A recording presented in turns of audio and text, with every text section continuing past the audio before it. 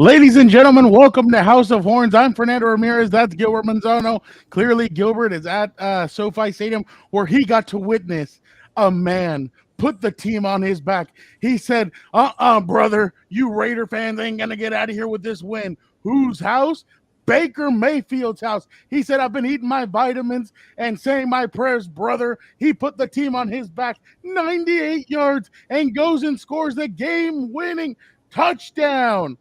Oh my God! That's Hollywood. It's amazing, Gilbert. What was it like to be there to watch Baker Mania run wild on you, brother? Yeah, Fernando, you know that the viral meme with Vince McMahon saying he was special. That day, I feel like one day I'm gonna tell my kids I was at SoFi Stadium for a Baker Mayfield comeback victory that came out of nowhere. But Fernando, I love the energy because I'm not really sure what I saw. I can't really process it. I thought this game was over. It was 16-3 late in the fourth quarter, and then that fourth down that where Cam Akers just stretches for 1 yard. It was 4th and 1 from the 2 yard line, and then the next play touchdown. And then you need a stop from Bobby Wagner and Jalen Ramsey. They get it. And then you need a 98-yard drive for a game-winning touchdown.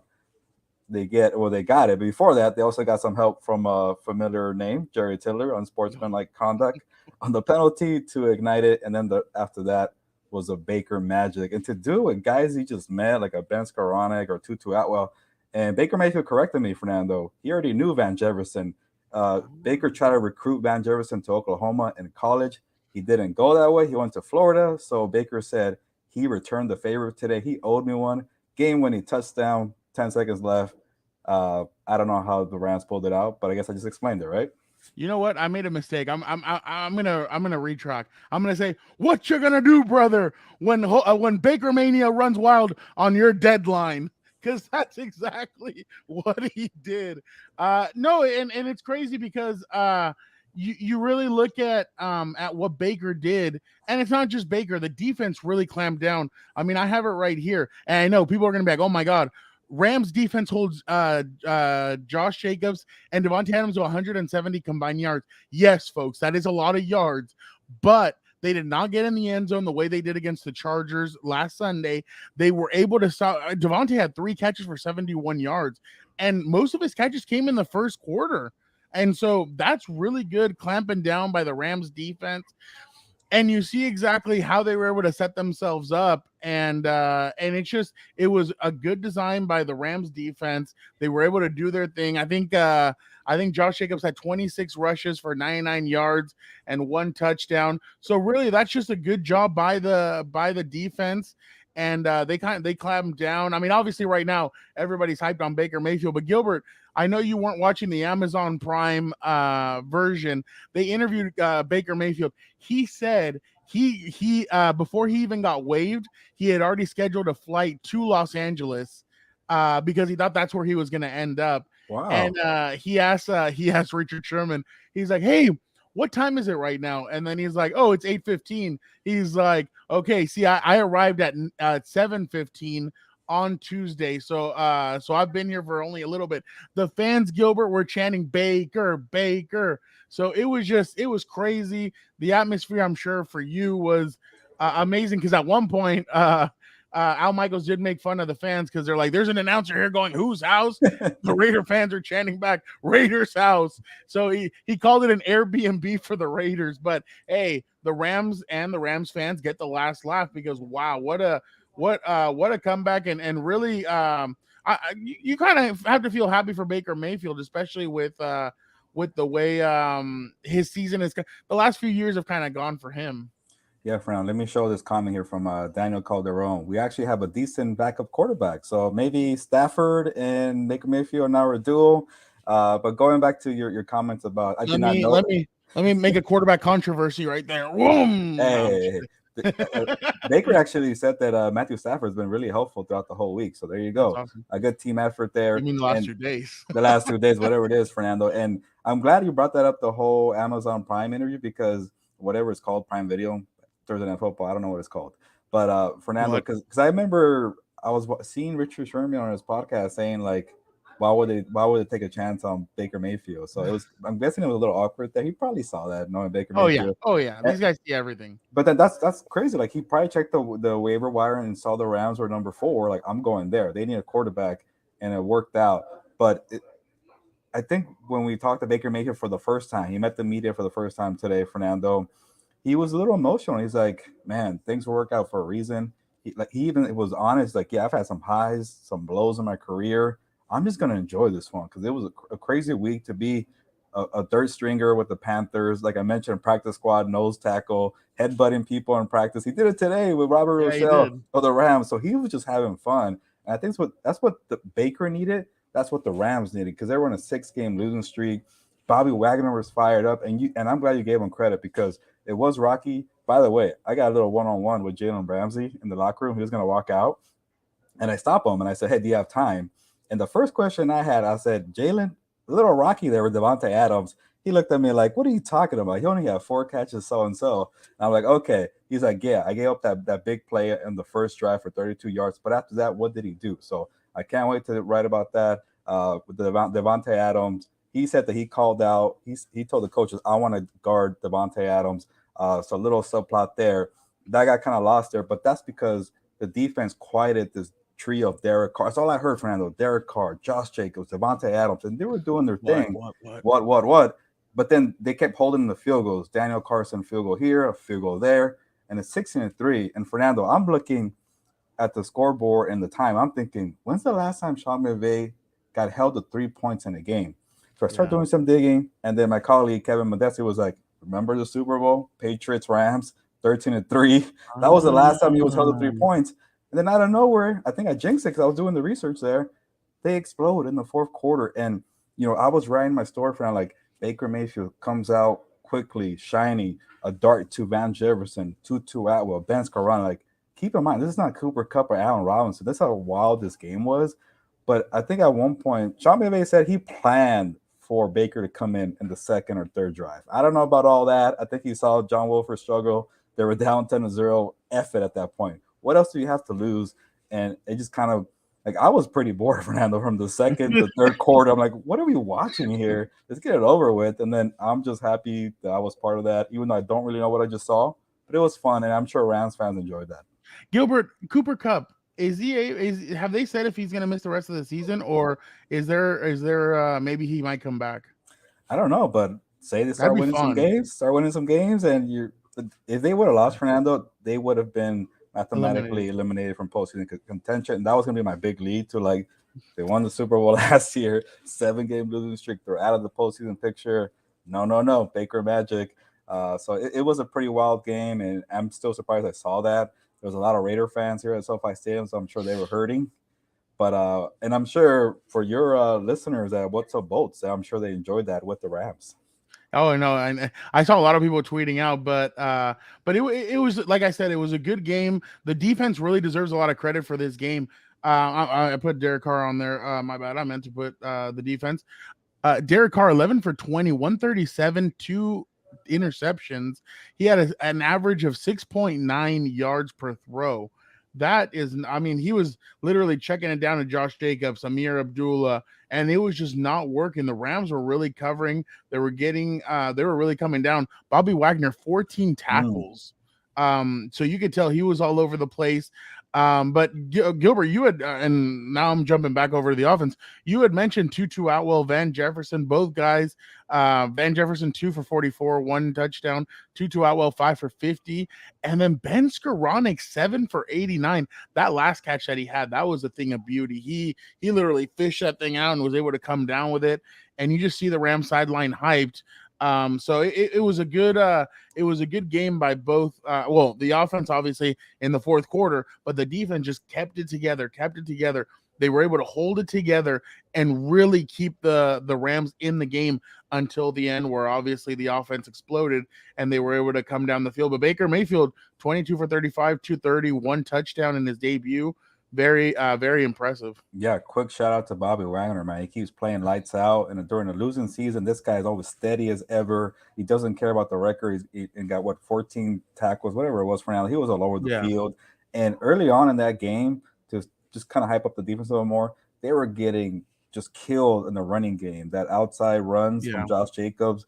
I think they had over 100 yards rushing to end the first half. I don't know what they finished with, Fernando. That's how crazy this game is. 165. So they did much better in the second half, and Yep. so they really stepped up there. But yeah, like who were these guys? Ben Skoranek and Baker Mayfield. Was that Cooper Kupp and Matthew Stafford in the Super Bowl? I Exactly. couldn't tell the difference, man. But to come in to play with like part of it of getting Baker Mayfield was they wanted to develop their young guys. Like they had a lot of young players, and are you gonna do that with John Wolford and Bryce Perkins? How about with a guy who at least has a good ceiling or has shown you enough to be a good quarterback in the NFL? I'm not saying like a Pro Bowl or anything, but he's a good And he needs to quarterback. develop still. Yeah, and then they all work together. And it's also a challenge, like a good, nice challenge for Sean McVay to say, hey, I'm reviving this guy's career. Let's make it work. And that's one thing that I felt early on. They did, they went to his strength. When every time I see Baker Mayfield do well in his career, he's playing out of the bootleg, play action, got a little mobile here, scrambling, and then set his feet. Like he's not a great off-platform kind of quarterback, but whenever it's nice and steady, and this offensive line can't really hold up for a long time, so he was dropping back pretty far back, and then when he turns around, there goes to the middle, Van Jefferson, Ben Skoranek, Tutu Atwell, and these young guys are developing. He was like, remember when this offense was like just terrible and you couldn't figure out who's going to make a play? They got playmakers, and these guys that I'm naming, I don't know, Fran. I know it's just one game, but for you really felt that for the Rams to enjoy it, because when I went down, I was running to the locker room. It's like, oh, I'm out of breath. I got to make it to Sean McVay's presser. They were blasting music. They were having fun, so they had a good time. McVay had fun at the podium. All right, guys, just like we drew it up. Unbelievable job. I mean, really just like just like we drew it up.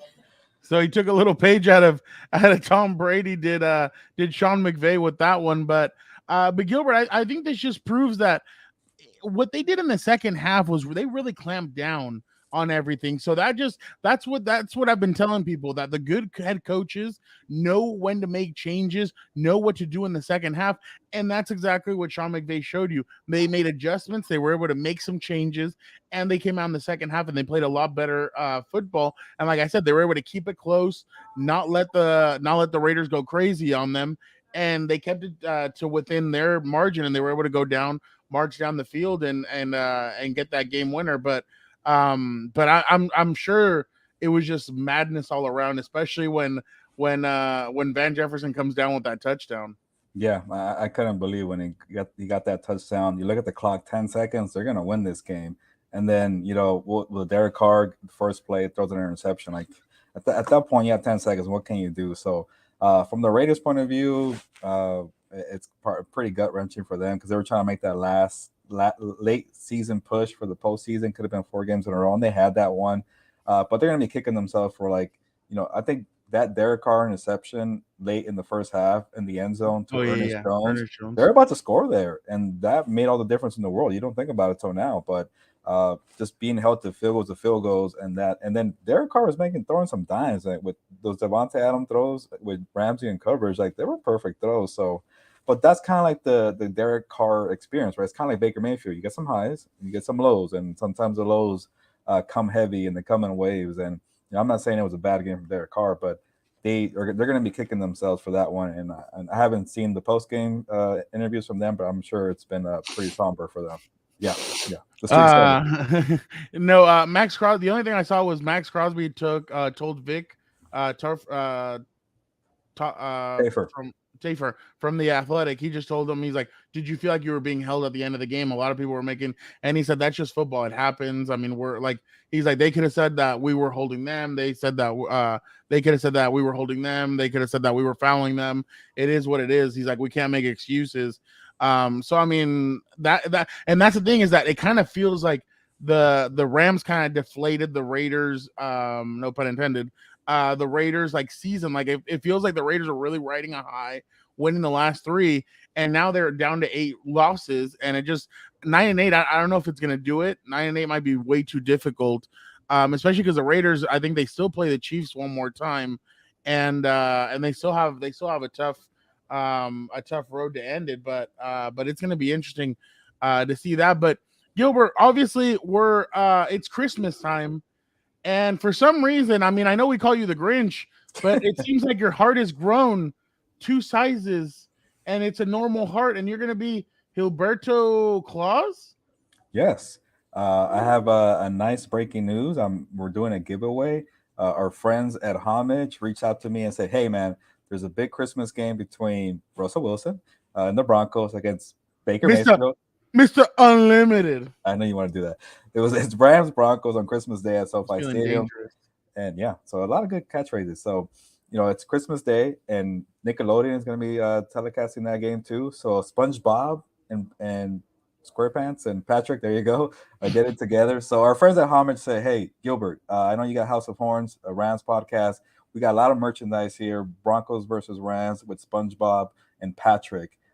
Can you find a family during this holiday season so we can hook them up with T-shirts?" And Fernando, you're showing the T-shirts here. I think they said 5. If you have a family of 5, maybe you get, I might say, hey, families are not that small nowadays. You need 7 or 8. So Those are Mexican families you're talking about. exactly, that's what I'm accustomed to. But to kind of give the rules of the family bundle giveaway, Fernando, let me know if I missed something. It's very late here, but I wanted to announce it because they want us to pick a winner December 14th. That's already Wednesday, so it's coming up quick. So if you want to enter this contest here and win 4 or 5 shirts for your family with SpongeBob and Patrick and the Rams, like there's nothing else better, right?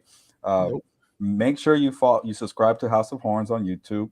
Make sure you follow Homage on Instagram or Twitter or both, whatever, and then send me a picture, like a family picture. Maybe you have a family holiday Christmas gift card or whatever you do. Those, or maybe you're at a game. Something easy. It could be anything family related. Send me an email, Gilberto@compasonthebeat.com. And Fernando, you already have my email on there, GILBERTO@compasonthebeat.com. So hopefully I said that properly. You want to run down through it again, Fernando? Go ahead. But I'm just excited to give away some merchandise here. So you're telling me we can get a certain person's going to get free stuff around Christmas just by sending you a family photo of the holidays, and they get a free SpongeBob, SquarePants, and Patrick Star T-shirts? Maybe I might say, hey, Homage, you might want that hoodie too. I don't know, Fernando, but Wow. Us and Homage, we have a good connection here with Compas on the Beat LLC. That's amazing. I mean, I'm all down for it. But again, guys, what Gilbert said, subscribe to House of Horns on YouTube. Make sure you're following Homage on Twitter or Instagram, and then use the family photo. Send it to Gilbert at compasonthebeat.com. At Gilberto, don't forget. At Gilberto, at Gilberto at compasonthebeat.com. And make sure, guys, enter. This is a great contest. I mean, you're gonna get some swag for free, and that's because Gilberto Claus is out here handing them out. So what better things than this? By the way, Dan and Dago may not apply. So Dan and Dago, you cannot just because Gilberto Claus is giving it out, you can't. But everybody else, go ahead, send Gilbert that awesome family photo that you guys have, and obviously you'll be entered, and the winner will be selected again on December 14th. Yes, I think that's Wednesday, right, Fernando? So it'll be very quick. So if you're watching this post-game show, Rams Raiders on House of Horn, you're already ahead of the game. So go ahead and do it. Send me that picture. Make sure you're subscribed and follow Homage on Instagram or Twitter. So get that head start, and then we'll do more kind of promos throughout the whole week. It's going to be a crazy week, but I wanted to announce it today, even though my head is spinning after a Baker Mayfield comeback. But I appreciate doing that, Fernando. But I think I'm ready to hand out some game-winning beers, or because it's been a lot of losing beers. Real quick. Go ahead. How much fun is that Monday night game going to be? I'm not there yet, Fernando. Aaron Rodgers and Baker Mayfield. I can hype it up right now. But just wanted to throw that. I knew you were going to be like, what? But yeah, I just wanted to throw that out there. Next Monday night in the frozen tundra, you're going to get Aaron frickin' Rodgers against Baker Mayfield. Ooh, Gilbert's going to be there. 10 coats, 10 sweatshirts, 12 hoodies. He will have it all. 13 gloves, 14 pairs of pants, and he'll be me on deadline during the game-winning drive. Exactly. But yeah, like you said, speaking of cold, let's hand out some cold ones. A la Stone Cold Steve Austin. Gilbert. It's the good stuff today, Fernando. It's Mexican beer. No more losing beer. It's Modelo's. I'm giving out tall cans. I'm giving out 3 tall cans today. One for Baker Mayfield. I What? know he likes to chug beer. We know that already. Baker Mayfield, Van Jefferson, Ben What? Skoranek have a cold What? one. You know what? Even Sean McVay too for calling a good game and pulling out What? John Wolford. Maybe in Wolford too. Why not? He had What? he had to go through all that and get pulled. So game-winning beers all around. Damn, Gilbert's giving you guys like t-shirts and stuff, and he's giving out free beers to like half of the damn Rams. Who's Fernando gonna choose? Oh wait, guess what? Fernando's gonna choose the defense. Dun defense. Bobby Wagner, Jalen Ramsey. I know Jalen Ramsey got he got it taken advantage of in the first quarter, but after that, they clamped down. Defense clamped down. Defense wins championships. We saw it last year from the Rams. We're seeing it again. You add Bobby Wagner. This is the kind of stuff that you're going to get. Bobby Wagner, you deserve a cold one in the cold tub. And Jalen Ramsey, you do as well. You two are the leaders of this defense. You can tell, and they were able to clamp down on both Josh Jacobs and Devontae Adams the way I said that they needed to going into this game. So definitely some good stuff. Alonso says, I need to get this shirt. Hey, you already know what you need to do, brother. It's a SpongeBob effect, man. Everybody wants to see Baker Mayfield. They want to see SpongeBob too. So I want to see the slime. There's going to be a lot of good slime happening that game. But guys, we appreciate you guys so much for checking out House of Horns. We thank Gilbert. It's a late night, but obviously he said we need to do this. Let's jump on. We appreciate you guys so much. Don't forget to check out everything else that we have. And I'm going to be quick with it. We have What's Up Bolts, where I spoke to Alan Poupar from the All Dolphins publisher from SI. Great insight on all things Dolphins. Don't forget to check out COMPAS FC. The games are coming up Friday, Saturday. Who is going to make it to the semis? Who's more likely to make it, Ronaldo or Messi? That's going to be interesting to watch. Great stuff coming up when it comes to the world of soccer. Regular COMPAS on the beat. Do not forget about that. Don't come down, sit down. Who are the best teams in the NFL? Who are Super Bowl contenders? Gilbert and I got you covered in all things, but all that. And don't forget, Combat COMPAS will be doing some more stuff coming up soon, but we appreciate you guys so much. A lot of good stuff coming up in the world of COMPAS on the Beat Network. We appreciate you guys so much, but Gilbert needs to get home because if not, he's a little grouchy on Fridays, and we don't want Gilbert to have a grouchy weekend. So, Gilbert, ¿sabes qué? Vámonos. Fernando, last week you got upset because I called you the backup of John Wolford. Today I'm gonna call you Baker Mayfield because he technically was the backup today. How do you like that one today? Baker Mayfield mania is running wild on you. There you go. Ya nos vamos, pues. Vámonos.